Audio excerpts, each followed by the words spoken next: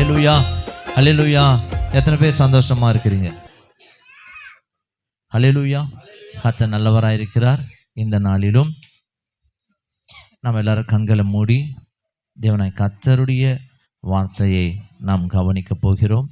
தேவனாய் கர்த்தர் இந்த பூமியில நமக்காக பிறந்தார். அல்லேலூயா, அல்லேலூயா, அல்லேலூயா.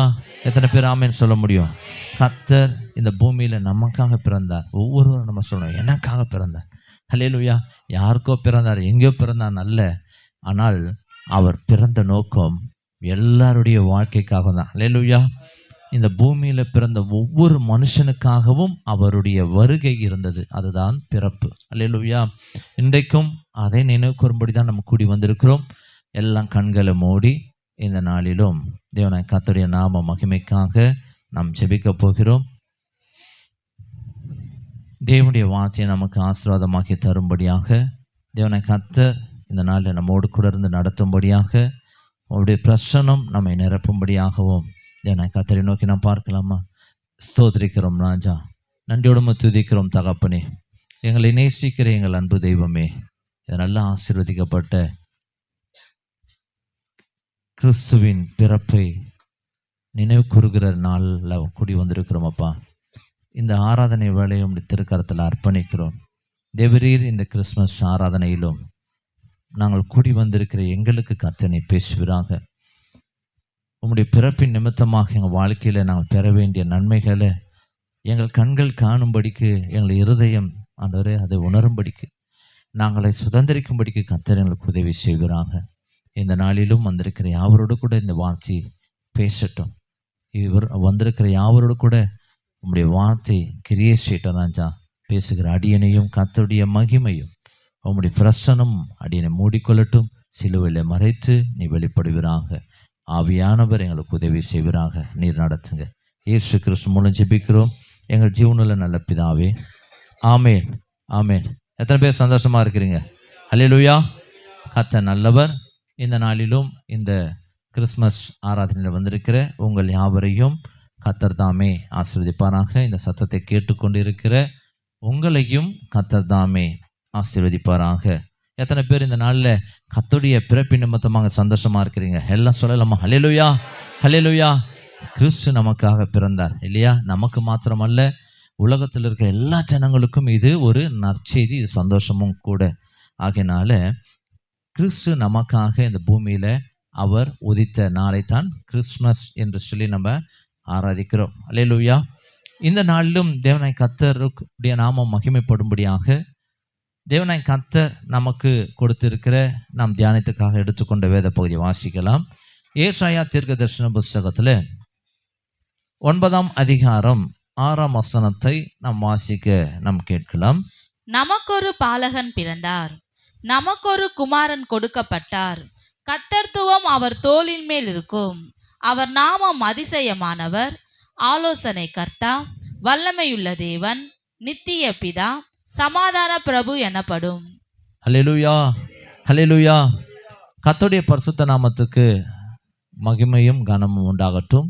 இந்த வேத வசனத்தில் தேவனாய் கர்த்தர் இதை நமக்கு எப்படியெல்லாம் அருமையா ஒரு தேவனாய் கர்த்தர் அந்த பூமியில பிறப்பார் என்கிறதான செய்தியை கிறிஸ்துவுக்கு முன்பாக தம்முடைய தாசர்கள் மூலமாக கிட்டத்தட்ட ஒரு 600-800 வருடங்களுக்கு முன்பதாகவே ஒவ்வொரு தாசர்கள் மூலமாகவும் கிறிஸ்து என்னும் தேவகுமாரன் ஒருவர் வருவார் என்கிறதான செய்தியை அநேக தேவ மனுஷர்கள் சொல்லப்பட்டு எழுதப்பட்டிருக்கிறத வேதாமத்தில் வாசிக்க முடிகிறது. கவனிக்கணும். அவருடைய பிறப்பினால நம்முடைய வாழ்க்கையில் என்னெல்லாம் நடக்கவே போகிறது என்பதை நீங்கள் கொஞ்சம் கவனிச்சிங்கன்னா உங்கள் வாழ்க்கையிலும் அது நிச்சயமாய் அது நிறைவேறும். அப்படியானால் இந்த வேத பகுதியில் கிறிஸ்துவை குறித்து நாம் வாசிக்க முடிகிறது. உண்மையாகவே இயேசு கிறிஸ்து இந்த பூமிக்கு அவர் வருவார் என்பதினை அநேக தேவதாசர்கள் தங்களுடைய புஸ்தகத்தில் அவர்கள் எழுதி வைத்தார்கள் தீர்க்க தரிசனமாக. அப்படியானால் நம் ஆண்டவராகிய இயேசு கிறிஸ்து அவர் உலக இரட்சகர் என்பதை, அவர் பிறக்கும்போது உலகமே மகிழ்ச்சி ஆகும் என்பதினை அநேக தேவதாசர்கள் மூலமாக எழுதப்பட்டிருக்கிறதை நம்ம வாசிக்க முடிகிறது. அப்படியானால் அப்படியே இயேசு கிறிஸ்து ஒரு நாள் வந்தார் பூமிக்கு. அல்லேலூயா. அதை நினைவு கூறும்படியாக தான் இந்த நாளில் கிறிஸ்மஸ் என்கிறதான ஒரு ஆராதனையில் நம்ம யாவரும் கலந்து கொண்டிருக்கிறோம். அப்படியானால் இன்றைக்கும் பாருங்க, நமக்கு மாத்திரமல்ல, இயேசு கிறிஸ்து இந்த பூமியில் வந்தது எல்லாருக்குமே ஒரு மகிழ்ச்சி இல்லையா? ஆண்டவரை ஏற்றுக்கொண்டவங்களும் ஏற்றுக்கொள்ளாதவங்களும் இன்னைக்கு கிறிஸ்மஸ் என்பதை எல்லாருக்குமே தெரியும் நிச்சயமாக. அல்லேலூயா.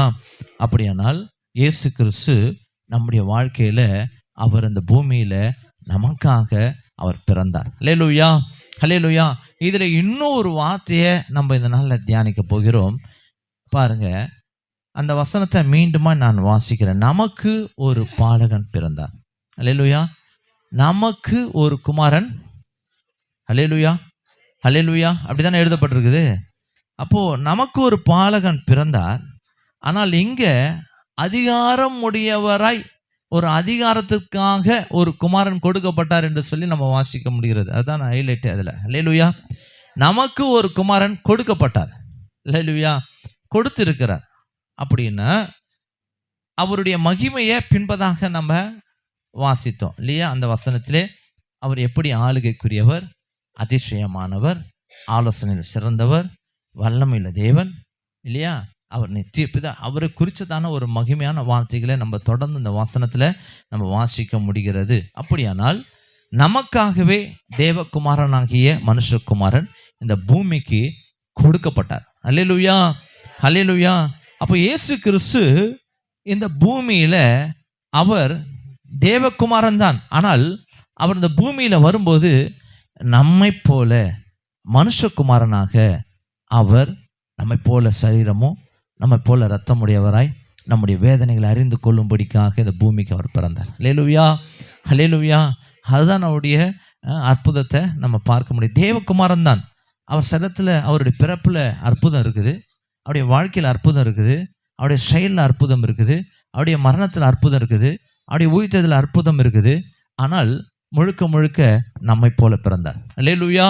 இதை நாம் பார்க்கும்போது உண்மையாகவே அநேகர் இதை ஏற்றுக்கொள்ளாமல் இருக்கலாம். ஆனால் உண்மையாகவே தேவனாய் கர்த்தர் இந்த பூமியில் அவர் தேவகுமாரன் தான். ஆனால் மனுஷகுமாரனாக அவர் வெளிப்பட்டார். இப்போது நம்ம ஒரு வசனத்தை வாசிக்க போகிறோம். அவர் நமக்காக கொடுக்கப்பட்டார். ஆனால் இயேசு கிறிஸ்து அவர் சொல்றாரு, அவரை குறித்து சொல்லுகிற ஒரு வசனத்தை நம்ம வாசிக்கலாம். அவர் எதற்காக கொடுக்கப்பட்டார், அதற்குண்டான முக்கியத்துவம் என்ன, இயேசு கிறிஸ்து நமக்காக கொடுக்கப்படுவதற்கு முக்கியமான காரணம் என்ன என்று சொன்னால் இயேசு கிறிஸ்து சொல்லுகிறதை நம்ம வாசிக்கலாம். லூக்கா எழுதின சுவிசேஷ புத்தகம் 19ஆம் அதிகாரம் 10ஆம் வசனத்தை நாம் வாசிக்க கேட்கலாம். லூக்கா 19ஆம் அதிகாரம் 10ஆம் வசனம். இழந்து போனதை தேடவும், இழந்து போனதை தேடவும், ரட்சிக்கவுமே, ரட்சிக்கவுமே மனுஷகுமாரன் வந்திருக்கிறார் என்றார். ஹல்லேலூயா, ஹல்லேலூயா. அப்போ எதற்கு கொடுக்கப்பட்டார்? இழந்து போனதை அவர் தேடணும். அல்லேலூயா. இரண்டாவது ரட்சிக்கணும். அல்லேலூயா. அதற்காக தான் இந்த பூமிக்கு கொடுக்கப்பட்டேன், அதற்காக தான் நான் வந்தேன் அப்படின்றத அவர் சொல்லுகிறத நம்ம வாசிக்க முடிகிறது. அல்லேலூயா. அப்போ இழந்து போனதை அவர் தேடும்படியாக, இழந்து போனதை ரட்சிக்கும்படியாக, ரட்சிக்கணும்னா விடுதலை, அப்போ விடுவிக்கும்படியாக தேவகுமாரனாகிய தேவன் இந்த பூமியில மனுஷகுமாரனாக அவர் இந்த பூமியில இந்த ரெண்டு காரியத்தை செய்ய அவர் இந்த பூமிக்கு வந்தார். அல்லேலூயா. அப்போ இயேசு கிறிஸ்து இந்த பூமிக்கு மனுஷகுமாரனாக கொடுக்கப்பட்டதின் நோக்கம் இழந்து போனதை அவர் தேடி ஜனங்களை கண்டுபிடித்து அவள் என்ன பண்ணுமா, அவளை விடுவித்து அவள் என்ன பண்ணுமா, அவர்களை தேவனாய் கர்த்தருக்கு முடிய மகிமைக்காக அவளை மாற்ற வேண்டும் என்பதற்காகவே இந்த பூமிக்கு வந்தார். உண்மையாகவே நம் ஆண்டவராக இயேசு கிறிஸ்து இழந்து போனவைகளை தேடவும் ரட்சிக்கவும் நமக்காக கொடுக்கப்பட்டார். அல்லேலூயா. இழந்து போனதை தேடவும் ரட்சிக்கவும் நமக்காக அவர் கொடுக்கப்பட்டார். அப்படியானால் இழந்து போனதை தேடவும் ரட்சிக்கவும் என்று சொன்னால் நம்ம வாழ்க்கையில் இது நமக்கு எப்படி இது பயன்படுகிறது, இது எந்த வகையில் நமக்கு பிரயோஜனமாக இருக்கிறது? வேதத்திலிருந்து நம்ம சில வசனத்தை நம்ம வாசிக்கலாம். இயேசு கிறிஸ்து பாருங்க, பரலோகத்தின் தேவனுடைய குமாரன் தான். ஆனால் இந்த பூமிக்கு வருவதற்கு, அவர் பிறப்பதற்கு அவர் முக்கிய காரணம் எல்லா ஜனங்களுக்காக தான் இந்த பூமிக்கு அவர் என்ன பண்ணார்னா கொடுக்கப்பட்டார். உலகத்தில் இருக்கிற எந்த ஒரு மனுஷனுக்காகவும், எல்லா மனுஷனுக்காகவும், எந்த பாஷைக்காரனாக இருக்கலாம், எந்த ஒரு மதத்தை கூட இப்போ அறியாமல் இருக்கலாம் இல்லையா, எப்படிப்பட்ட வாழ்க்கை வாழ்ந்து கொண்டு இருக்கலாம், உலகத்தில் எப்பேற்பட்ட ஜனங்களாக இருக்கலாம், வசதிக்காரனாக இருக்கலாம், ஏழையாக இருக்கலாம், பணக்காரனாக இருக்கலாம், பிச்சைக்காரனாக இருக்கலாம், எல்லா மனுஷருக்காகவும் இயேசு கிறிஸ்து இந்த பூமிக்கு அவர் கொடுக்கப்பட்டார். அல்லேலூயா. ஏன் அப்படின்னா ஜனங்கள்லாம் பரலோக ராஜ்யத்துக்கு வர வேண்டும், அவர்களெல்லாம் விடுவிக்க வேண்டும். அப்போ இருளின் அதிகாரத்திலிருந்து விடுவிக்கும்படிக்கு அவர் என்ன பண்ணார்னா இந்த பூமிக்கு அவர் கொடுக்கப்பட்டார். இப்போ இயேசு கிறிஸ்து இரட்சகராக இந்த பூமியில் கொடுக்கப்பட்டதன் பொருள் இழந்தவைகள் எல்லாம் தேடும்படிக்கு தேவனாய் கர்த்தர் அந்த பூமிக்கு அவர் கொடுக்கப்பட்டார். இழந்தவைகள் அப்படின்னாக்கா கவனிக்கணும், இழந்தவைகளை தேவனாய் கர்த்தர் அவர் தேடும்படிக்கு இந்த பூமிக்கு கொடுக்கப்பட்டாரே. அப்படின்னா நம்முடைய வாழ்க்கையில் நம்ம எதை இழந்தோம், எதை நம்ம பெற்றுக்கொண்டோம், எதை இன்னும் பெற்றுக்கொள்ளலை அப்படின்னு சொல்லி வேதம் நமக்கு தெளிவாக சொல்லுகிறது. இழந்தவைகள் என்று சொன்னால் வேதத்தில் நம்ம சில வசனத்தை ஆதியாகம புஸ்தகத்திலிருந்து வாசிக்கலாம். ஆதியாகம புஸ்தகம் 3ஆம் அதிகாரம் 24ஆம் வசனத்தை நாம் அங்கிருந்து வாசிப்போம். இழந்தது. அவர் மனுஷனை துரத்திவிட்டு ஜீவ விருட்சத்துக்கு போகும் வழியை காவல் செய்ய ஏதேன் தோட்டத்துக்கு கிழக்கே கேருபீன்களையும் வீசிக்கொண்டிருக்கிற சுடரொளி பட்டயத்தையும் வைத்தார். அல்லேலூயா, அல்லேலூயா. இங்கே இழந்ததை நீங்கள் வாசித்தீங்களா? இழந்து போனது இருக்குது. அல்லேலூயா. என்ன இழந்ததை நம்ம வாசித்தோங்க? இல்லையே, அங்கே துரத்தப்பட்டதானே இருக்குது இல்லையா? மனுஷன் என்ன பண்ணார்? தேவன் ஏதேன் தோட்டத்தை விட்டு போ, வெளியே போ அப்படின்னு சொல்லி என்ன பண்ணுறாருன்னா துரத்திட்டு அந்த தோட்டத்துக்கு என்ன செஞ்சாராம் பாருங்க, அவர் காவல் செய்ய கேருபீன்களையும் வீசிக்கொண்டிருக்கிற சுடரொளி பட்டயத்தையும் வைத்தார். இதுதான் அங்கே காவல் வைத்தார். ஏன்னா அதனுடைய வாசல் பார்த்தீங்கன்னா கிழக்கே இருந்தது. அப்போ அந்த கிழக்கே அந்த வாசலில் மனுஷன் அவனை வெளியே துரத்திட்டு அந்த வாசலில் கேருபீன்களையும் சுடரொளி வீசிக்கொண்டிருக்கிற பட்டத்தை உடைய அப்படிப்பட்ட ஒரு கேருபீன்களை அவன் என்ன பண்ணுறாருன்னா காவல் வச்சுட்டார். இன்னும் யாரும் வர முடியாது. எங்கே வர முடியாதுன்னா தோட்டத்துக்குள்ளே வர முடியாது. அல்லேலூயா, அல்லேலூயா. அவர் துரத்திட்டாரு. ஆனால் மனுஷன் என்ன பண்ணால் வெளியே வந்துட்டான். வெளியே வந்துட்டு என்ன பண்ணான் அப்படின்னாக்கா பாருங்க, அவன் வெளியே வந்த பிறகு மீண்டுமாக எங்கே போக முடியாதுன்னா தோட்டத்துக்குள்ளே போக முடியாது. ஆனால் இவன் என்ன தான் பார்க்க முடியும் அப்படின்னாக்கா, இவன் எப்போதெல்லாம் தோட்டத்தை வந்து பார்க்கும் போதெல்லாம் அந்த கேருபீன்களையும் அந்த பட்டயத்தை தான் பார்க்கணும். அல்லேலூயா. தேவனை அவன் பார்க்கவே முடியாது. அப்படியானால் அவன் யாரை இழந்தானாக்கா தேவனை கர்த்தரை இழந்தான். அல்லேலூயா. தேவன் யாரை இழந்தான்னா மனுஷன் இழந்துட்டார். அல்லேலூயா. பார்த்தீங்களா, அருமையாக இருக்குது அந்த வார்த்தை.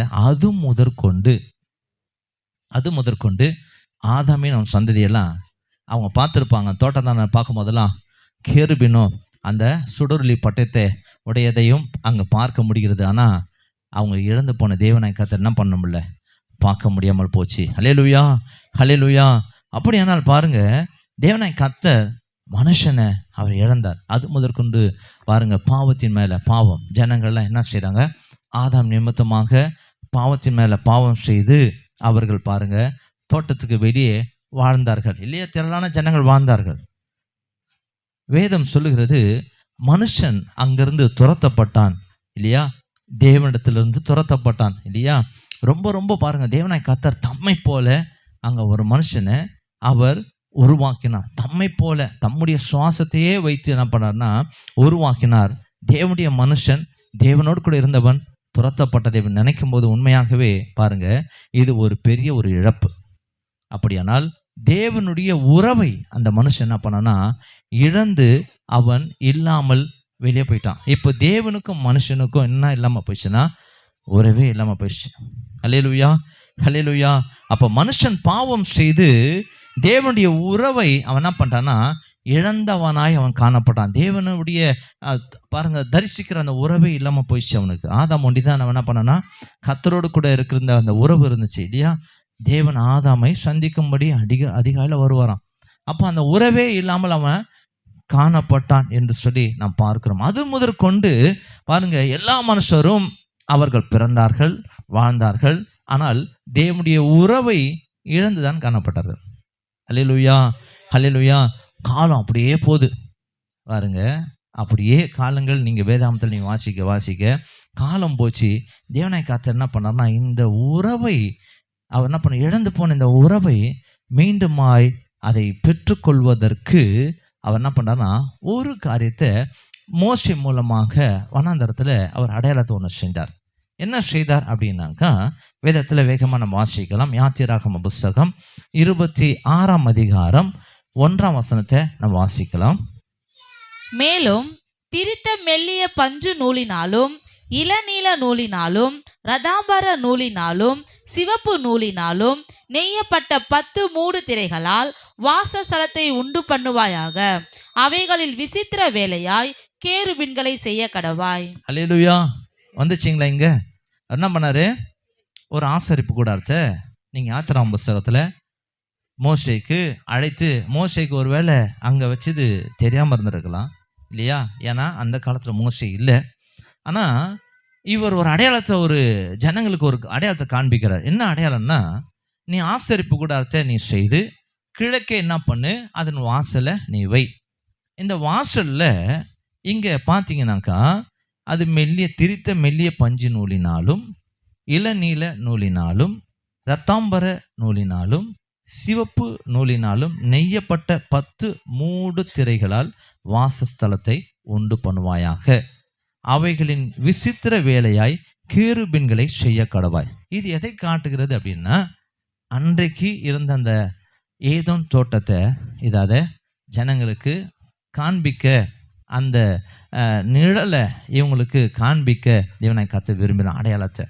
இப்போ ஜனங்களுக்கு தெரியாது இவர் என்ன விசித்திர வேலை என்னன்னாக்கா, அது கொஞ்சம் அடையாளமாக கொஞ்சம் பளிச்சுன்னு. எப்படின்னா, நம்ம இந்த நாளில் நிறைய அதை உருவப்படுத்தி இல்லையா, துணியில் கொஞ்சம் நம்ம டெக்கரேஷன்லாம் பண்ணி கேருபீன்கள்லாம் செஞ்சு எப்படி ஒரு எம்ப்ராய்டிங் பண்ணி போல் அதெல்லாம் செஞ்சு என்ன பண்ணானா அப்படியே வச்சாங்க. இப்போ ஜனங்கள்லாம் எங்கே வரணும் அப்படின்னா, ஜனங்கள்லாம் ஆசரிப்பு கூடாரத்துக்கு முன்பாக வரும்போது லேவியன் இருந்தாலும் சரி, ஆசாரியன் இருந்தாலும் சரி, எது வரைக்கும் வரலானாக்கா பரிசுத்த ஸ்தலம் வரைக்கும் வர முடியும். இதுக்கப்புறம் மகா பரிசுத்த ஸ்தலத்துக்கு அவங்க போகவே முடியாது. காரணம் ஏன்னாக்கா, எதை பார்க்க முடியும் அப்படின்னாக்கா, இந்த மூடு திரையில் இருக்கிற கேருபீனை தான் பார்க்க முடியும். ஹல்லேலூயா, ஹல்லேலூயா. நீங்கள் 31ஆம் வசனத்தை கூட நீங்கள் வாசித்து பாருங்களேன். இந்த யாத்திராகம புஸ்தகம் 26ஆம் அதிகாரத்தில் 31ஆம் வசனத்தை நீங்கள் வாசிப்பீங்கன்னா, இளநீல நூலாலும், அதே தான் கொஞ்சம் மாற்றி எழுதுறார், ரத்தாம்பர நூலாலும் சிவப்பு நூலும் திரித்த மெல்லிய பஞ்சு நூலுமான இவற்றால் ஒரு திரைச்சீலையை உண்டு பண்ண கடவாய். அதிலே விசித்திர வேலையாய் செய்யப்பட்ட கேருபீன்கள் வைக்கப்பட வேண்டும். பாருங்க, அங்க செய்ய கடவாய்னுது இங்க வைக்கப்பட வேணும், அது நிச்சயமா வேணும் அப்படின்னு ஒரு அடையாளத்தை அங்கே வைக்கிறார். மோசையும் செய்து வச்சுறார். இப்போ ஜனங்கள்லாம் பார்க்குறாங்க, ஒரு திரைச்சீலை இருக்குது, தேவன் உலாவுகிற ஒரு இடம் தான் மகா பரிசுத்த ஸ்தலம். இப்போ இந்த ஸ்தலத்துக்குள்ள மனுஷன் போக முடியாது, மனுஷன் தரிசிக்க முடியாது, மனுஷன் தேவன் உலாவுகிற இடத்துக்கு ஈஸியா பெற முடியாது. அங்கே நீ ஒரு திரைச்சீலை, அந்த மூடு திரையை வைத்து அங்கே என்ன பண்ணு, இங்கே கேருபீன்களையும் அந்த சுடர்லி பட்டத்தையும் உடையதை அங்கே நீ பண்ணு அப்படின்னு சொல்கிறாரு. அப்போ ஜனங்க இதை தான் பார்க்க முடியும், உள்ளே இருக்கிற தேவனை தரிசிக்க முடியாது. அல்லேலூயா. இதைத்தான் பாருங்க, இப்படி இவர்கள் முறையாக காலங்காலமாக இவர்கள் வாழ்ந்து வந்தார்கள். இவங்க என்ன பண்ண முடியும்னா, இந்த அதுக்கப்புறம் அநேக ஆண்டுகளுக்கு பின்பதாக தேவாலயத்தை உருவாக்கி அந்த இடத்துல என்ன பண்ணாங்கன்னா திரைச்சீலை வைத்து அந்த இடத்துல என்ன பண்ணாங்க, அந்த மோசையின் முறைமையின்படி அவன் என்ன பண்ணான்னா மகா பரிசுத்த ஸ்தலமாக அங்கே உள்ளே போய் நம்ம உலாவக்கூடாது, தேவன் தான் நாங்கள் உலாவணும் அப்படின்னு சொல்லிட்டு திரைச்சீலையை வச்சுட்டு அதில் என்ன பண்ணான்னா கேருபீன்களை அவள் காலங்காலமாக முறைமையாக அதை செய்து வந்தார்கள் இல்லையா. இப்போ கவனிக்கணும், தேவனுடைய வாசஸ்தலமாகிய தேவன் உலாவுகிற இடமாகிய மகா பரிசுத்த ஸ்தலம் எப்படி மூடப்பட்டதோ அதே போல தான் ஏதேன் தோட்டத்தையும் தேவனாய் கர்த்தர் ஆதி காலத்தில் அவர் அங்கே என்ன பண்ணார்னா கேருபீன்களை வைத்து என்ன பண்ணார்னா காவல் பண்ணினார் இல்லையா. அப்போது எந்த மனுஷனும் இந்த மகா பரிசுத்த ஸ்தலத்துக்குள்ள நுழைய முடியாது, தேவனாய் கர்த்தரை தரிசிக்கவே முடியாது. அப்படியானால் இது இஸ்ரவேல் ஜனங்களுக்கு ஏதேன் தோட்டத்தை தேவனாய் கர்த்தர் அதே போலவே உங்களுக்கு அடையாளமாக வச்சார். ஆனால் இயேசு கிறிஸ்து பாருங்க, அவர் என்ன செய்தார் என்று சொன்னால், மத்தேயு எழுதின சுவிசேஷ புஸ்தகத்தில் 27ஆம் அதிகாரம், இந்த பூமிக்கு வந்தார் இல்லையா, இழந்து போனதை அவர் தேடும்படிக்கு, ரட்சிக்கும்படிக்கு அவர் இந்த பூமிக்கு வந்தார் இல்லையா, அதை வாசிக்கலாம். மத்தேயு எழுதின சுவிசேஷ புஸ்தகம் 27ஆம் அதிகாரம் 50ஆம் வசனமும் 51ஆம் வசனமும் வாசிக்கலாம். இயேசு மறுபடியும் மகா சத்தமாய் கூப்பிட்டு ஆவியை விட்டார். அப்பொழுது தேவ ஆலயத்தின் திரைச்சீலை மேல் தொடங்கி கீழ் வரைக்கும் இரண்டாக கிழிந்தது, பூமியும் அதிர்ந்தது, கன்மலைகளும் பிளந்தது. ஹல்லேலூயா. அப்ப இயேசு கிறிஸ்து அவர் மரணிக்கிறார். அந்த பூமியில அவர் மரணிக்கும் போது நடந்த சம்பவத்தை இங்க நம்ம வாசித்தோம். இயேசு கிறிஸ்து அங்க மரணம் அடையும் போது இங்க தேவ ஆலயத்தின் திரைச்சீலை இங்க பாருங்க, மேல் தொடங்கி, நல்லா கவனிக்கணும், மேல் தொடங்கி கீழ் வரைக்கும் இரண்டாக கிழித்தார். இது எதற்கு அடையாளம் அப்படின்னா, எந்த கேருபினை தேவனாய் கர்த்தர் அங்க காவல் வைத்தாரோ, இயேசு கிறிஸ்துவின் மரணத்தின் மூலமாக அதே கேருபினை வச்சு தேவனாய் கர்த்தர் என்ன பண்ணாரு, கிழித்து தேவனுக்கும் மனுஷனுக்கும் இருக்கிறதான உறவை அவர் என்ன பண்ண மீண்டுமாய் அவர் திருப்பி கொடுத்தார். ஹல்லேலூயா, ஹல்லேலூயா. இயேசு கிறிஸ்து எதற்கு வந்தார் என்று சொல்லி நம்ம வாசித்தோமே, இழந்து போனதே இல்லையா. அப்போ இழந்து போன உறவு, தேவனிடத்திலிருந்து தூரமாய் போன ஒவ்வொரு மனுஷனும் இன்றைக்கு தேவனாய் கர்த்தரை தரிசிப்பதற்கு தடையே இல்லாதபடிக்கு தேவனாய் கர்த்தர் என்ன பண்ணுறோன்னா திரைச்சிலே கிழிச்சதுனால தான் இன்றைக்கு நீங்களும் நானும் தேவாலயத்தில் உட்காந்துக்கிறோம். ஹல்லேலூயா, ஹல்லேலூயா. எவ்வளோ ஒரு பெரிய காரியத்தை இயேசு கிறிஸ்து செஞ்சார் தெரியுமா? இழந்து போன நம்முடைய வாழ்க்கையில் மீண்டுமாய் கொண்டு வந்து எங்கே வச்சுட்டாருன்னா, பிதாவாகிய தேவனை நம்ம என்ன பண்ணோம், தரிசிக்கும்படியாக இயேசு கிறிஸ்து இந்த பூமியில் அவர் பாருங்க இழந்து போன அந்த தேவனுக்கும் மனிதனுக்கும் உண்டான உறவை மீண்டுமாய் நமக்கு திருப்பி கொடுத்துருக்கிறார். ஹல்லேலூயா. நம்ம தேவனை கர்த்தரை தரிசிக்க முடியும், தேவன் உங்களோட கூட பேச முடியும். ஹல்லேலூயா. இன்றைக்கும் இப்படிப்பட்ட ஒரு நம்ம தேவாலயத்தில் இன்றைக்கு நம்ம உட்காரும்படிக்கு தேவனை கர்த்தர் செய்திருக்கிறான்னு சொன்னால், அன்றைக்கு இயேசு கிறிஸ்து பாருங்க அவர் இந்த பூமிக்கு இழந்து போனதை தேடவும் இல்லையா ரட்சிக்கவும் வந்தார் என்று சொல்லப்படுகிறதே. அவர் வரலனாக்கா இன்றைக்கு நம்ம சபையில் இருக்க மாட்டோம். ஹல்லேலூயா. அவர் வரலனாக்கா இன்றைக்கு நம்ம ரட்சிப்பு கிடையாது. அவர் வரலனாக்கா நமக்கு பரலோக ராஜ்யம் கிடையாது. அவர் வரலனாக்கா நம்ம எப்படியோ போயிட்டுருக்கோம். ஆனால் இன்றைக்கு தேவனாய் கர்த்தர் பிதாவினிடத்திலிருந்து இழந்து போன அந்த உறவை நம்ம மீண்டுமாய் இணைக்கும்படியாக இயேசு கிறிஸ்து நம்முடைய வாழ்க்கையில் அவர் ஒளி விளக்க வந்தார். ஹல்லேலூயா, ஹல்லேலூயா. அப்படியானால் இன்றைக்கும் நம்முடைய வாழ்க்கையில் தேவனுடைய பிள்ளைகளாய் தேவனுக்கு முன்பாக ஆராதிக்க முடிய வந்திருக்கிற நமக்கு ஒரு நற்செய்தி, தேவனாய் கர்த்தர் நம்முடைய வாழ்க்கையில் இழந்து போனதை நம்முடைய வாழ்க்கையில் திரும்பமாக அவர் கொடுக்கிற தேவன். ஹல்லேலூயா.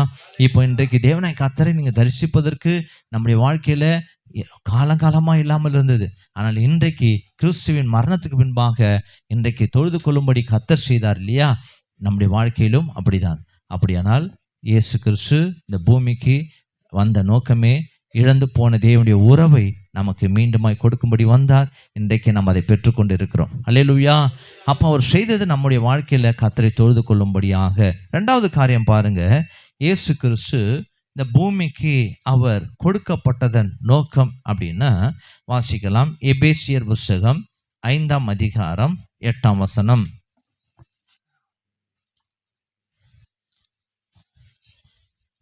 முற்காலத்தில் நீங்கள் அந்தகாரமாய் இருந்தீர்கள், இப்பொழுதோ கர்த்தருக்குள் வெளிச்சமாய் இருக்கிறீர்கள். ஹல்லேலூயா, ஹல்லேலூயா. உண்மைதானே? எத்தனை பேர் ஆமென் சொல்ல முடியும்? முற்காலத்தில் நீங்கள் அந்தகாரமாய் இருந்தீர்கள். நாம் எல்லாரும் எப்படி தான் இருந்தோம் இல்லையா? என்னதான் நம்ம வெள்ளை ட்ரெஸ் போட்டாலும், என்னதான் சொல்லிக்கிறேன், கவலைப்படாது, என்னதான் நம்ம வெள்ளை ட்ரெஸ் போட்டாலும் அந்தகாரமாக இருந்தீர்கள். எங்கே சொல்கிறாருன்னா இருதயத்தில். ஹல்லேலூயா. இல்லையா? ஏதோ ஒரு அடிமைத்தனத்தில் இருந்தீங்க, பாவத்தில் இருந்தீங்க, சாபத்தில் இருந்தீங்க. இதெல்லாம் இருளுக்கு அடையாளமாக இருக்கிறது. ஆனால் இப்பொழுதோ கர்த்தருக்குள் நீங்கள் எப்படி இருக்கிறீங்க? வெளிச்சமாய் இருக்கிறீர்கள் என்று சொல்லி வேதம் சொல்லி கர்த்தருடைய பரிசுத்த நாமத்துக்கு மகிமை உண்டாகட்டும். பாருங்க, தேவனாய் கிறிஸ்து இந்த பூமியில் கொடுக்கப்பட்டதன் நோக்கம், இரண்டாவது நோக்கம் ஆசீர்வாதம். நோக்கத்தினுடைய ஆசீர்வாதம் என்னன்னாக்கா, நாம் இழந்து போன ஒளியை மீண்டுமாக எல்லாரும் பெற்றுக்கொள்ளும்படி அவர் இந்த பூமிக்கு கொடுக்கப்பட்டார். அல்லேலூயா. இழந்து போன ஒளி. அப்போ இழந்து போன ஒரு வெளிச்சத்தை நம்ம வாழ்க்கையில் மீண்டுமாய் அவர் கொடுக்கும்படி வந்தார். அல்லேலூயா. எத்தனை பேர் ஆமென் சொல்ல முடியும்? அல்லேலூயா. ஒளி என்று சொன்னால் சந்தோஷம், மகிழ்ச்சி, பரிசுத்தம், உண்மை, இப்படி அநேகத்தை நம்ம பார்க்க முடியும். அப்படியானால் இழந்து போன ஒரு வெளிச்சம் நம்ம வாழ்க்கையில் நமக்கு மீண்டுமாய் இயேசு கிறிஸ்து மூலமாக கொடுக்கப்பட்டிருக்குது. எத்தனை பேர் விசுவாசிக்கிறீங்க? அல்லேலூயா சொல்லாமா?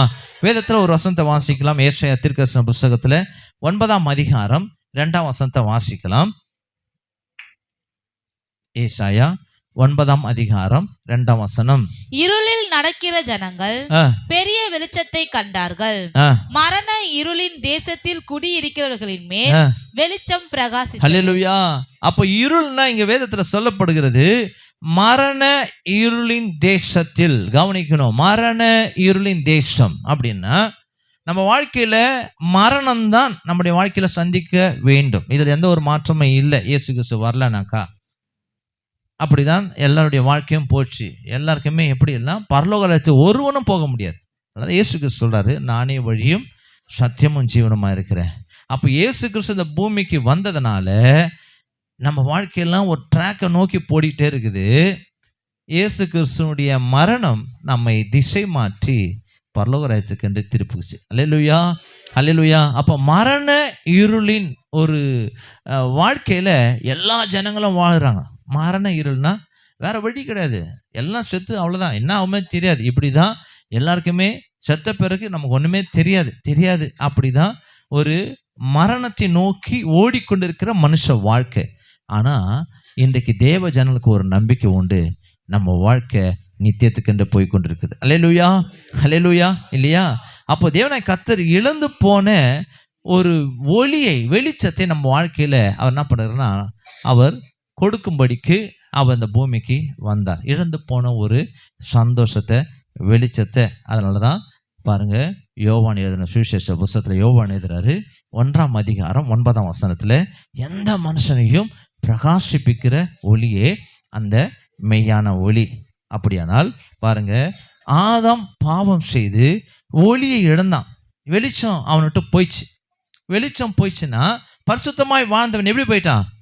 பாவத்தின் மேலே பாவம் இல்லையா? அவனுடைய பிள்ளைங்க அடுத்தது பாவத்தின் மேலே பாவம் இல்லையா? அவன் சந்ததி அடுத்தது பாவத்தின் மேலே பாவம். இப்படி ஒளியில் இருந்தவன் ஒளியை விட்டு என்ன பண்ணுறான்? இழந்து அவன் வெளியே அவன் இருளில் வாழ ஆரம்பித்தான். இருள்னா பாவ வாழ்க்கையிலேயே வாழ ஆரம்பித்தான்.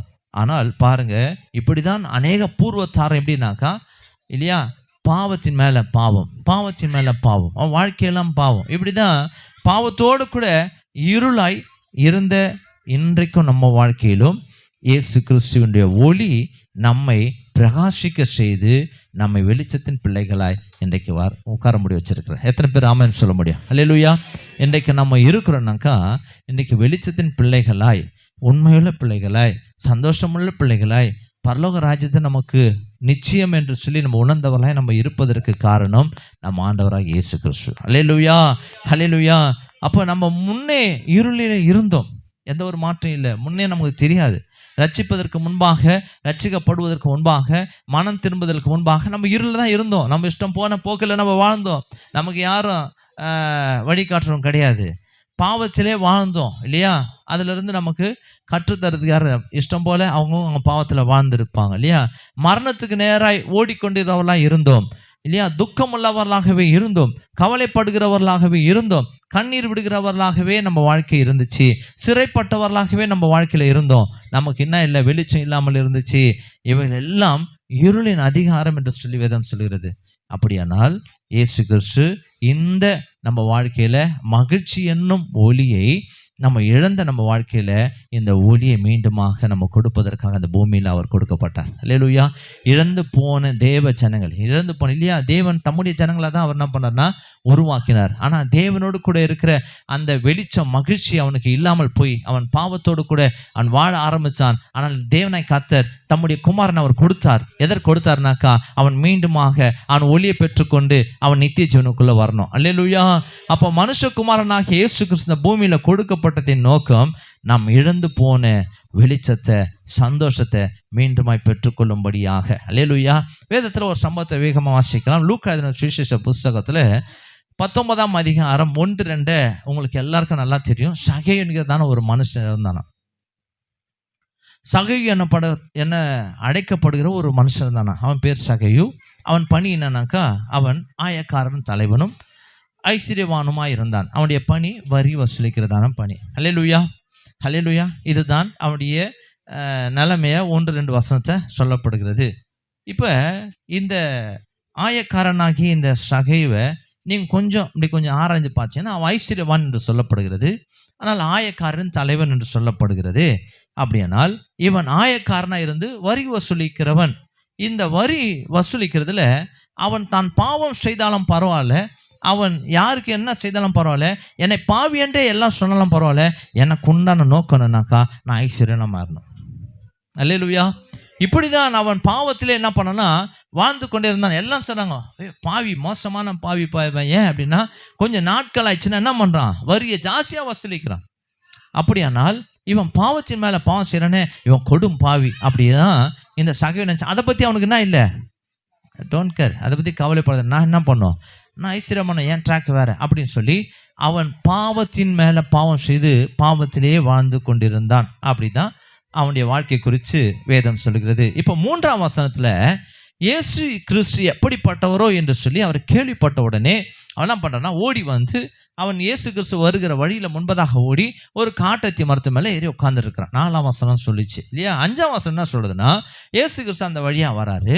அந்த வழியாக வந்தபோது, அந்த மரத்தாண்ட வந்தபோது அவர் என்ன பண்ணா, அண்ணாந்து பார்த்து இல்லையா, சகையுவே நீ இறங்கி வா, இன்றைக்கு நான் உங்கள் வீட்டில் தங்கணும் அப்படின்ற ஒரு வார்த்தையை அவர் சொல்றாரு.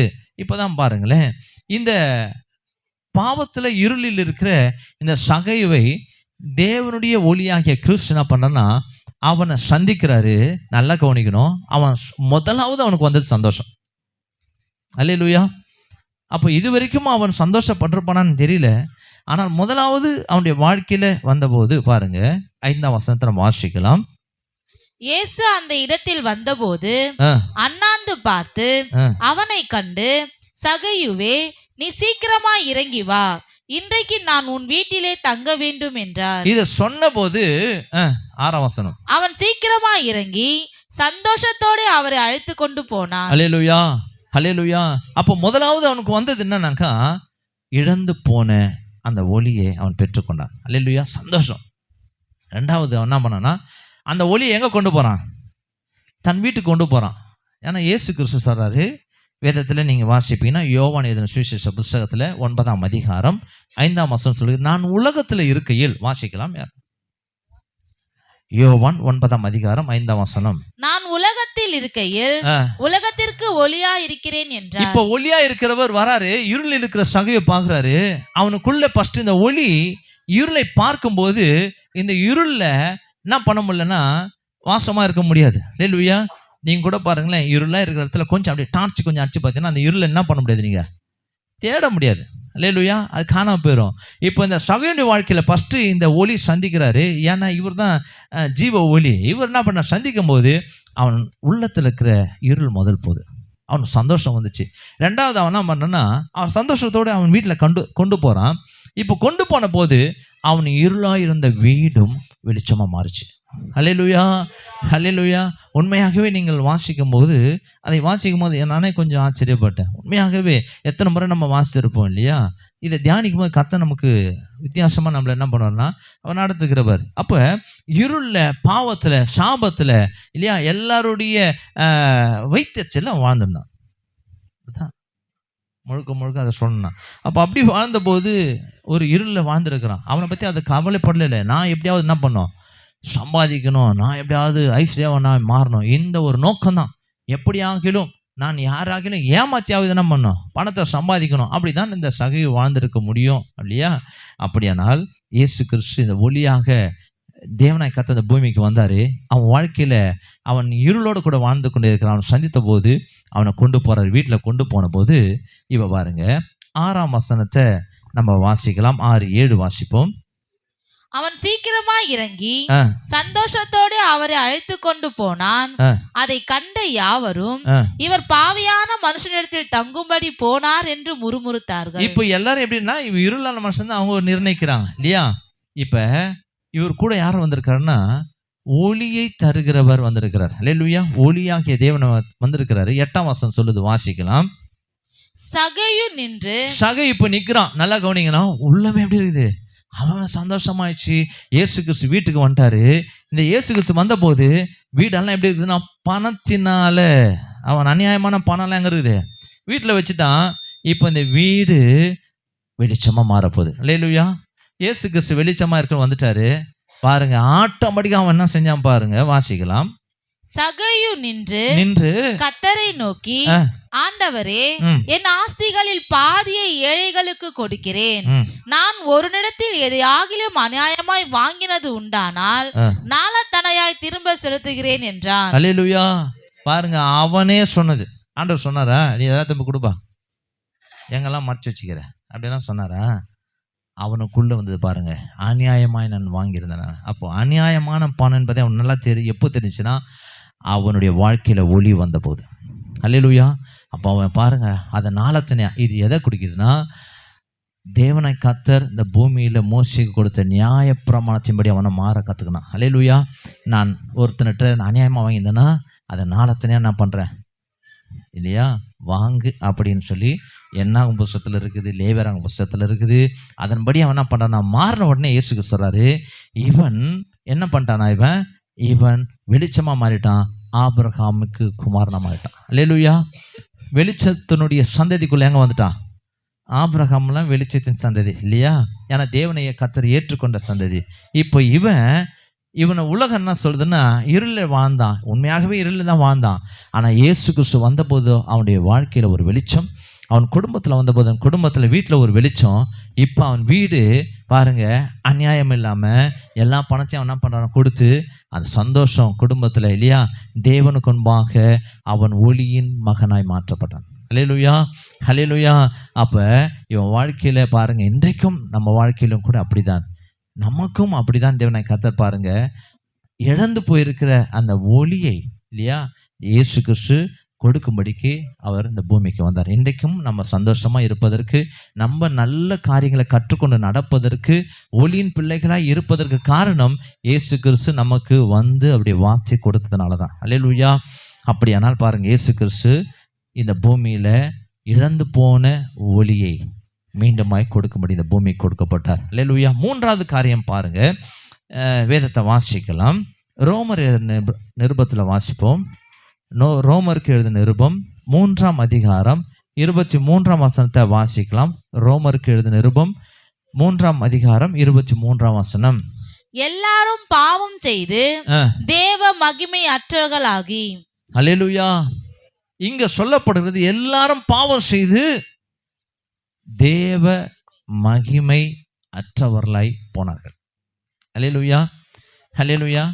உண்மைதானே இல்லையா? தேவன் ஆதாமை அங்க உருவாக்கின போது தேவ மகிமையினால் என்ன பண்ணாரு, மூடி வச்சார். ஆனால் பாவம் செய்த போது அவன் கண்கள் திறக்கப்பட்டது. தான் எப்படி இருக்கிறேன்னு அவன் உணர்ந்தானாக்கா, நிர்வாணமாக இருக்கிறன்ற உணர்ந்த இல்லையா, உணர்ந்தா என்ன பண்ணனா ஆதியாகமம் புஸ்தகத்தில் இல்லையா நீங்கள் 3ஆம் அதிகாரத்தில் நீங்கள் வாசிக்க முடியும். அப்படியானால் அவன் என்ன பண்ணிட்டான், இலைகளை அந்த அத்தி மரத்தின் இலைகளை என்ன பண்ணான், அவன் உடைகள் போல தைத்து அவன் என்ன பண்ணான், அவன் அணிந்து கொண்டான்னு சொல்லி பார்க்கிறோம் இல்லையா. அவன் பாவம் செய்த போது கர்த்தருடைய மகிமை இழந்து போயிட்டான். அல்லேலூயா. இப்போ தேவன் பார்க்குறாரு, அவன் என்ன இழந்துட்டானா, மகிமை இழந்துட்டான். முதலாவது நம்ம என்ன பார்த்தோம், இப்போ வாரம் எத்தனை பேர் சொல்ல போறீங்க வாரம் அல்லேலூயா, அதை தான் சொல்லுவீங்க. நான் என்ன கேட்டேன், தேவ உறவை இழந்தான். 2வது என்ன இழந்தான், ஒளி இழந்தான் இல்லையா. 3வது மகிமை. அல்லேலூயா. அப்போ கர்த்தருடைய மகிமை இழந்து போனவனை கிறிஸ்து கொடுக்கப்பட்டதன் மூலமாக இந்த மகிமை அவனுக்கு வரும்படியாய் கிறிஸ்து இந்த பூமிக்கு கொடுக்கப்பட்டார். அல்லேலூயா.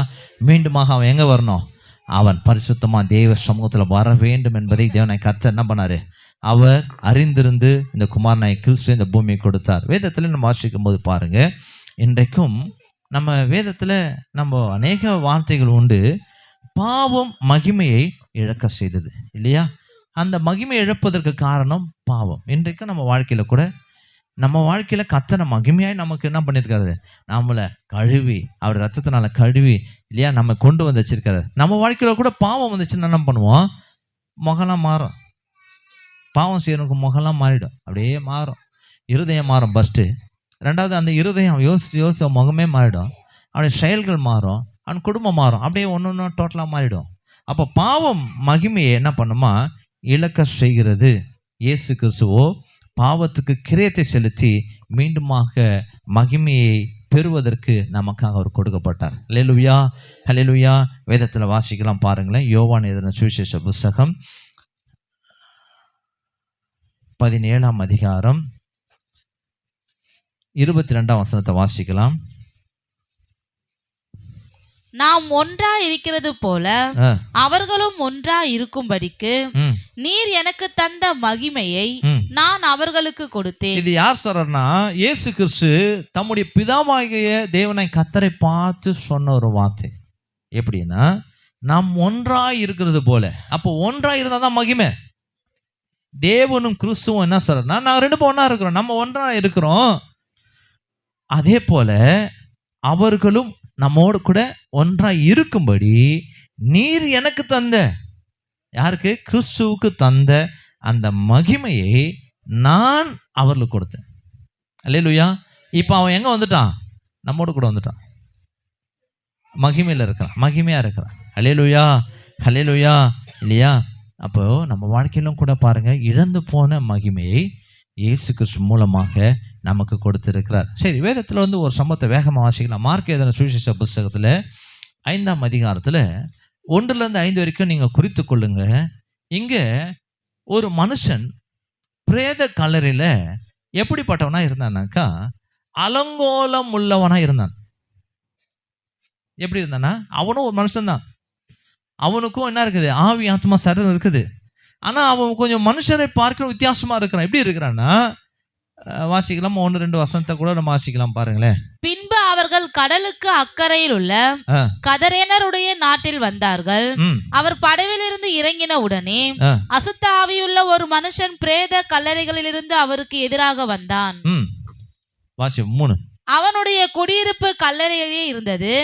அவனை சங்கிலிகளினாலும் கட்ட ஒரு நாளும் கூடாதிருந்தது. அவன் அநேக தரம் விலங்குகளினாலும் சங்கிலிகளினாலும் கட்டப்பட்டிருந்தும் சங்கிலிகளை முறித்து விலங்குகளை தகர்த்து போடுவான். அவனை அடக்க ஒரு நாளும் கூடாதிருந்தது. 5ஆம் வசனம். அவன் எப்போதும் இரவும் பகலும் மலைகளிலும் கல்லறைகளிலும் இருந்து கூக்குரலிட்டு கல்லுகளினாலே தன்னை காயப்படுத்தி கொண்டிருந்தான். பாருங்க, அவனை குறிச்சுதான டீட்டெயில இப்ப 5 வசனம் இருக்கு வாசிச்சோம் இல்லையா? இதற்காக ஆண்டவர் என்ன பண்ணல? அவனை படைக்கல. அல்லேலூயா. அவரை போல உருவாக்கின ஒரு மனுஷன் மகிமை இழந்து போனதுனால இவன் வாழ்க்கையில தாறுமாறாய் ஒரு அசுத்த ஆவி எப்படியெல்லாம் இருக்குமோ, எப்படியெல்லாம் நடத்துமோ, அவனுக்குள்ள 6000 பிசாசுகள் என்ன பண்ணுச்சு? அவனுக்குள்ள இருந்து அவனை அழகழிக்குது. அவன் ஓடுறான், இப்படி ஓடியாடுறான், தன்னை என்ன பண்ணுறான்? அவனே காயப்படுத்திக்கிறான், அவனே பலி தாங்க முடியாத கத்துறான் இல்லையா? அந்த சத்தம்லாம் அந்த ஊருக்குள்ளெல்லாம் கேட்குது, எல்லாம் பார்க்குறான். அது அவன்தான்ப்பா, அவன்தான் அப்படின்னு சொல்லி அந்த ஒரு பாதை இருக்குது. அந்த கடல் பகுதியாக போக வேண்டிய அந்த பாதையும் இவனை பார்த்து சில பேர் போக மாட்டான். ஏன்னாக்கா அந்த கல்லறையும் அங்கே தான் இருக்குது. அந்த வழியாக போகிறவங்களாம் என்ன பண்ணுறான்னா, அநேக காரியங்களை அவன் என்ன பண்ணான்னா, அவன் தன்னை எப்படி நடத்துதோ அப்படியெல்லாம் அசுத்தாவின் மூலமாக நடத்தப்பட்டிருந்தான். ஆகையினால் அந்த இடத்துல போக மாட்டாங்க, எல்லாம் பயப்படுறாங்க. இயேசு கிறிஸ்து அந்த ஒரு மனுஷனுக்காக வந்தார். அல்லேலூயா. பாருங்களேன், ஒரு மனுஷனுக்காக வந்து என்ன பண்ணாரா? அவனுடைய வாழ்க்கையில் இருக்கிற இல்லையா இழந்து போன மகிமை அவனுக்கு கொடுத்தாரு. வேதத்தை நீங்கள் வாசிப்பீங்கன்னா அருமையாக இருக்குது. 14-15 வசனத்தை நீங்கள் வாசிப்பீங்கன்னா வாசிக்கலாம். 14-15. பன்றிகளை மேய்த்தவர்கள் ஓடி இதை பட்டணத்திலும் சுற்றுப்புறங்களிலும் அறிவித்தார்கள். அப்பொழுது சம்பவித்ததை பார்க்கும்படி, இங்கதான் வசனமே, அப்பொழுது சம்பவித்ததை பார்க்கும்படிக்கு ஜனங்கள் புறப்பட்டு, எந்த சம்பவத்தை பார்க்கும்படியே? பன்றிகள் ஊந்தது கிடையாது, மனுஷன் மாற்றப்பட்டத. அல்லேலூயா. இங்க ஒருத்தர் இருக்கிறான்பா அப்படின்னு சொல்லி செய்தி போகுது ஊருக்குள்ள. அப்படியா, அவனா அப்படின்னு சொல்லிட்டு ஜனங்கள்லாம் அவனை பார்க்கும்படிக்கு ஜனங்கள்லாம் புறப்பட்டு வந்து வாசிக்கலாம். இயேசுவினிடத்தில் அவனிடத்தில் வந்து ஆ, லேகியோனாகிய பிசாசுகள் பிடித்திருந்தவன் ம், வஸ்திரம் தரித்து உட்கார்ந்து ஆ. புத்தி தெரிந்திருக்கிறதை கண்டு பயந்தார்கள். அல்லேலூயா. எப்படி ஆயிட்டானா, அவன் தெளிவாய் அவன் வஸ்திரம் தரித்து அவன் எல்லாம் சீஷர்கள் போல ஒருவன் இருக்கிறது போல எல்லாம் பார்க்கும்போது அவன் ஆச்சரியப்படுறான். இவனா அது அப்படின்னு சொல்லி ஆச்சரியப்பட்டு அவங்ககிட்ட வராங்க, பேசுகிறாங்க, சைலண்ட்டாக அவன் பதில் சொல்கிறான். அப்படி பார்க்கும்போது ஆச்சரியமாக இருக்குது அவனுக்கு. ஏன்னா இவன் அலங்கோலமாக இந்த நிர்வாணமாக இருந்தான். இவன் யாரையுமே விட மாட்டான். இவன் என்ன பண்ணான், இவனை உடம்பெல்லாம் காயப்படுத்தியிருந்தான். ஆனால் இவனா இது அப்படின்னு சொல்லி அவனை பார்க்கும்போது உண்மையாகவே எல்லாரும் ஆச்சரியப்பட்டாங்க. அப்போ இவன் வாழ்க்கையில் பாருங்க, இவன் அலங்கோலமாக இருந்தவனுடைய வாழ்க்கையில் கர்த்தர் மகிமை அடையும்படிக்கு அவனோட பாருங்க அவனுக்காக இந்த பூமிக்கு வந்தார் இல்லையா. அவன் என்ன செஞ்சான் தெரியுமா உங்களுக்கு? வேதத்தில் வாசிக்கும் போது 19-20 வசனத்தை நீங்க வாசிங்க, வேகமா வாசிங்க. இயேசு அவனுக்கு உத்தரவு கொடாமல், நீ உன் இனத்தாரிடத்தில் உன் வீட்டிற்கு போய் கர்த்தர் உனக்கு இறங்கி உனக்கு செய்தவைகளை எல்லாம் அவர்களுக்கு அறிவி என்று சொன்னார். அந்தபடி அவன் போய் இயேசு தனக்கு செய்தவைகளை எல்லாம் தெக்கப்போலி என்னும் நாட்டில் பிரசித்தம் பண்ண தொடங்கினார். அல்லேலூயா. எல்லாரும் ஆச்சரியப்பட்டார்கள். இவன் என்ன செஞ்சானா, ஆரம்பத்துல சாட்சி சொல்ல போய் அவன் என்ன பண்ணனா, ஊழியம் செய்து ஒரு மிஷினரியா மாட்டான். அல்லேலூயா. தெக்கப்போலி அப்படின்ற ஒரு பட்டணத்துல 5 பட்டணம் உள்ளதுதான் தெக்கப்போலி. இந்த தெக்கப்போலி என்கிறதான சம்பவம் அப்போஸ்தல புஸ்தகத்தில் அப்போஸ்தலன் பவுல் என்ன பண்ணான்னா, ஊழியத்துக்கு போகும்போது திரளான ஜனங்க ரட்சிக்கப்பட்டிருக்கிறான். நீங்க எல்லாம் எப்படி ரட்சிக்கப்பட்டீங்க அப்படின்னு பார்க்கும்போது ஒரு மனுஷன் வந்தாரு. அல்லேலூயா. அந்த மனுஷன் யார் தெரியுமா? அவர் பிசாசு பிடிச்சவராக இருந்தாராம். இயேசு கிறிஸ்து அவரை சுகமாக்கி அவர் வந்து சொன்னதுனால தான் நாங்கள் ரட்சிக்கப்பட்டோம். அல்லேலூயா. அப்போ பாருங்க, இந்த மகிமையை அடையும்படிக்கு தான் இயேசு கிறிஸ்து பூமிக்கு வந்தார். அல்லேலூயா. அவன் எப்படி இருந்தான், அவன் வாழ்க்கை எப்படி இருந்துச்சு? அலங்கோலமாக இருந்துச்சு. இன்றைக்கும் நம்ம வாழ்க்கையிலும் எத்தனையோ அலங்கோலம் இருந்துச்சு இல்லையா? இயேசு கிறிஸ்து வருவதற்கு முன்பாக, ரட்சிக்கப்படுவதற்கு முன்பாக எப்படியே இருந்தோம் இல்லையா? நம்ம வாழ்க்கையிலும் இல்லையா, அழுக, கண்ணீர், துக்கம் இல்லையா, பிரச்சனைகள், நம்மை குறித்த நம்ம காயங்கள், இதெல்லாம் இருந்துருச்சு. ஆனால் தேவனாய் கர்த்தர் நம்ம அவரை போல மகிமை அடையும்படியாக இந்த பூமிக்கு வந்தார். அல்லேலூயா. ஏன்னாக்கா நம்ம உருவாக்கும் போது மகிமையோடு தான் நம்ம படைத்தார். ஆதாம் பாவம் செய்து மகிமை இழந்து போனான். இயேசு கிறிஸ்து பூமிக்கு வந்து அந்த மகிமை நமக்கு திருப்பி கொடுத்தார். அல்லேலூயா. அல்லேலூயா. பாருங்க, அடுத்த ஒரு வேகமான வாசிக்கலாம். இயேசு கிறிஸ்து இந்த பூமிக்கு கொடுக்கப்பட்டதின் நோக்கம் இழந்து போனதை தேவனாய் கர்த்தர் நமக்கு தரும்படியாக இந்த பூமிக்கு வந்தார். ஒரு வசனத்தை வாசிக்கலாம். ஆதியாகமம் புஸ்தகம் 2ஆம் அதிகாரம் 17ஆம் வசனம். ஆனாலும் நன்மை தீமை அறியத்தக்க விருட்சத்தின் கனியை புசிக்க வேண்டாம், அதை நீ புசிக்கும் நாளில் சாகவே சாவா என்று கட்டளையிட்டார். அல்லேலூயா. இப்ப இந்த ஆதாமுக்கு தேவனாய் கர்த்தர் ஒரு இன்ஸ்ட்ரக்ஷன் கொடுக்கிறார். தோட்டத்தில் கொண்டு வந்து வச்சுட்டு சொல்றார், அது ஒரு உடன்படிக்கை. சொல்லிட்டு செய்வல அப்படின்னும் போது நிச்சயமா செய்வேன் அப்படின்னு சொல்லி அவர் என்ன பண்ணார்னா ஒரு ஒப்பந்தம் செய்கிறார். ஏன்னா தேவனாய் கர்த்தர் ஒரு தண்டனை கொடுப்பதற்கு முன்பாக ஒப்பந்தம் பண்ணாமல் யார்ட்டையும் என்ன பண்ண தண்டிக்க மாட்டார். அல்லேலூயா. அதை தான் ஓசியா புஸ்தகத்தில் எழுதுறார். அவர்கள் ஆதாமை போல என்ன பண்ணிட்டாங்க, தேவனுக்கு துரோகம் பண்ணார். இஸ்ரவேல் ஜனங்களை பார்த்து இந்த ஓசியா எழுதுவார். அப்போ ஆதாம் என்ன பண்ணான்னா உடன்படிக்கையிலேருந்து மீறி என்ன பண்ணுறான், அவன் பாவம் செய்தான் என்று சொல்லி நம்ம பார்க்கணும் இல்லையா. சொல்றாரு, ஏய் நீ மற்றதெல்லாம் சாப்பிடு, அந்த கனியை மாத்திரம் நீ புசிக்காத, புசிச்சுன்னா நீ இறந்துருவ, இல்லை நீ மறிச்சு போயிடுவ அப்படின்னு சொல்கிறத அவன் என்ன பண்ணானா பாவம் செய்தான், சாப்பிட்டான். கீழ்ப்படியாமையின் மூலமாக சாப்பிட்டு என்ன பண்ணானா அவன் இல்லையா நித்திய ஜீவனை இழந்து மரணத்தை சம்பாதித்தான். அல்லேலூயா. அல்லேலூயா. மரணத்தை சம்பாதித்தான். வேதம் சொல்லுகிறது. ரோமர் 5ஆம் அதிகாரம் 12ஆம் வசனத்தை நம்ம வாசிக்கலாம். யாரோ ஒருத்தர் வாசிங்களே. ரோமர் 5ஆம் அதிகாரம் 12.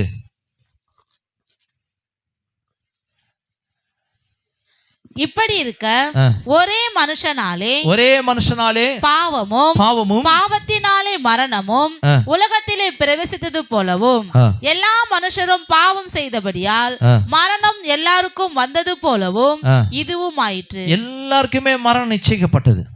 ஆனா இயேசு சொல்றாரு, யோவான் 10ஆம் அதிகாரம் 10ஆம் வசனம், நானோ அவைகளுக்கு ஜீவன் உண்டாயிருக்கவும் அது பரிபூர்ண பரலோக ராஜ்யத்தில் படவும் வந்தென்றார். அல்லேலூயா. அல்லேலூயா. ஹல்லேலூயா. அப்போ இழந்து போன ஒரு ஜீவன், அதுனா நித்திய ஜீவன். அப்போ இழந்து போன ஒரு நித்திய ஜீவனை தேவனாய் கர்த்தர் நம்ம வாழ்க்கையில நமக்கு அவர் கொடுக்கும்படிக்கு இந்த பூமிக்கு வந்தார். எத்தனை பேர் சந்தோஷம்? ஹல்லேலூயா, ஹல்லேலூயா. கடைசியாக நான் கேட்க போகிறோம் பாருங்களேன், எத்தனை பேர் சொல்ல போறீங்கன்னு. கடைசியாக ஒன்றை நம்ம வாசிக்கலாம். ஆதியாகம புஸ்தகம் 1ஆம் அதிகாரம் 28ஆம் வசனம். பின்பு தேவன் அவர்களை நோக்கி, நீங்கள் பலுகி பெருகி பூமியை நிரப்பி அதை கீழ்ப்படுத்தி சமுத்திரத்தின் மச்சங்களையும் ஆகாயத்து பறவைகளையும் பூமியின் மேல் நடமாடுகிற சகல ஜீவ ஜந்துக்களையும் ஆண்டு கொள்ளுங்கள் என்று சொல்லி தேவன் அவர்களை ஆசீர்வதித்தார். அல்லேலூயா. ஆண்டு கொள்ளுங்கள் அதிகாரத்தை தேவனை கர்த்தர் கொடுத்தார் மனுஷனுக்கு. அல்லேலூயா. எல்லாவற்றின் மீதும் அதிகாரத்தை கொடுத்தார். ஆனால் இந்த நபர், அதாவது தேவனால் உருவாக்கப்பட்ட இந்த ஆதாம் என்ன செய்தாரா, இங்க பாவம் செய்து அவர் என்ன பண்ணிட்டாரு, கீழ்ப்படியான் மூலமாக எல்லா அதிகாரத்தையும் இழந்து போயிட்டார் இல்லையா. பூமிக்கு உண்டான அதிகாரம் யார்கிட்ட தான் கொடுக்கப்பட்டதுனாக்கா மனுஷங்கிட்ட கொடுக்கப்பட்டது. ஆனால் அது யார் கைக்கு போச்சு அப்படின்னா பிசாசு கை போச்சு. அதாவது மத்திய 4ஆம் அதிகாரத்தில் 4ஆம் அதிகாரத்தில் பிசாசு இயேசுவை பார்த்து சொல்கிறான், இது வேறு என்கிட்ட இருக்குது எல்லாம் தெரியுமா, இதெல்லாம் யார் கையில் இருக்குது சொல்கிறத நம்ம பார்க்குறோமா இல்லையா. இல்லையா, என்னை தாழ்ந்து நீ பணிந்து கொண்டா இதெல்லாம் யார் கையில் கொடுக்கப்படுது. அவன் வஞ்சித்து வாங்கிட்டான். ஆனால் இது யார் கையில் கொடுக்கப்படுதுன்னா என் கையில் கொடுக்கப்படுது. நீ என்னை தாழ்ந்து பணிந்து கொண்டா நான் என்ன பண்ணுவேன் உனக்கு, நான் எவனுக்கு கொடுக்க சுத்தமாக இருக்குதோ அவனுக்கு கொடுப்பேன். நீ என்ன பணிந்து கொண்டா நான் உனக்கு கொடுப்பேன் இல்லையா. தேவனாய் கர்த்தர் இதற்காக பூமிக்கு வரல இல்லையா, பணிந்து கொண்டு வாங்குவதற்கு வரல. அவர் சகல அதிகாரம் உடையவர். அல்லேலூயா. அதனால தான் அப்பால போ சாத்தானே இல்லையா அப்படி சொன்னார்.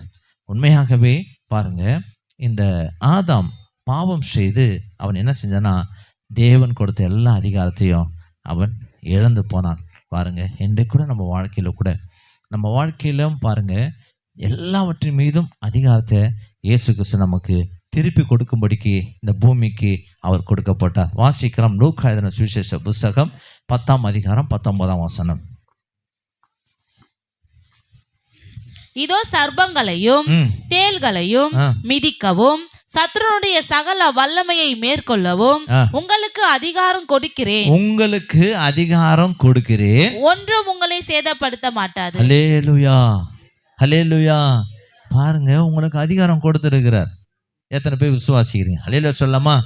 ஹல்லேலூயா சொல்லலாமா? அதிகாரம் கொடுத்துருவாரு. நீங்க பார்க்கறத பார்த்தா அதிகாரமா, என்னடா இது அதிகாரம் தியானம் சொல்றாரு, இங்கே தான் அதிகாரம் பார்க்குறோம் பைபிளில், அந்த அதிகாரம் வேறையா அப்படின்னு நீங்கள் நினைக்கிறீங்க.